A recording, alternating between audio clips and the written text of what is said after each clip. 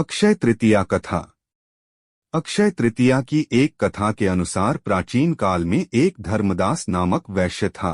धर्मदास अपने परिवार के साथ एक छोटे से गांव में रहता था। वह बहुत ही गरीब था। वह हमेशा अपने परिवार के भरण पोषण के लिए चिंतित रहता था। उसके परिवार में कई सदस्य थे।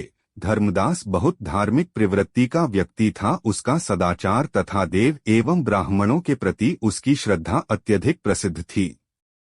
अक्षय तृतीया व्रत के महात्म्य को सुनने के पश्चात उसने अक्षय तृतीया पर्व के आने पर सुबह जल्दी उठकर गंगा में स्नान करके विधिपूर्वक देवी देवताओं की पूजा की। व्रत के दिन सामर्थ्यानुसार जल से भरे घड़े, पंखे, जौ, सत्तू, चावल, नमक, गेहूं, गुड़, घी, दही, सोना तथा वस्त्र आदि वस्तुएं भगवान के चरणों में रखकर ब्राह्मणों को अर्पित की। यह सब दान देखकर धर्मदास के परिवार वाले तथा उसकी पत्नी ने उसे रोकने की कोशिश की। उन्होंने कहा कि अगर धर्मदास इतना सब कुछ दान में दे देगा तो उसके परिवार का पालन पोषण कैसे होगा। फिर भी धर्मदास अपने दान और पुण्य कर्म से विचलित नहीं हुआ और उसने ब्राह्मणों को कई प्रकार का दान दिया। उसके जीवन में जब भी अक्षय तृतीया का पावन पर्व आया, प्रत्येक बार धर्मदास ने विधि से इस दिन पूजा एवं दान आदि कर्म किया। अनेक रोगों से ग्रस्त तथा वृद्ध होने के उपरांत भी उसने उपवास करके धर्म कर्म और दान पुण्य किया। यही वैश्य दूसरे अगले जन्म में कुशावती का राजा हुए।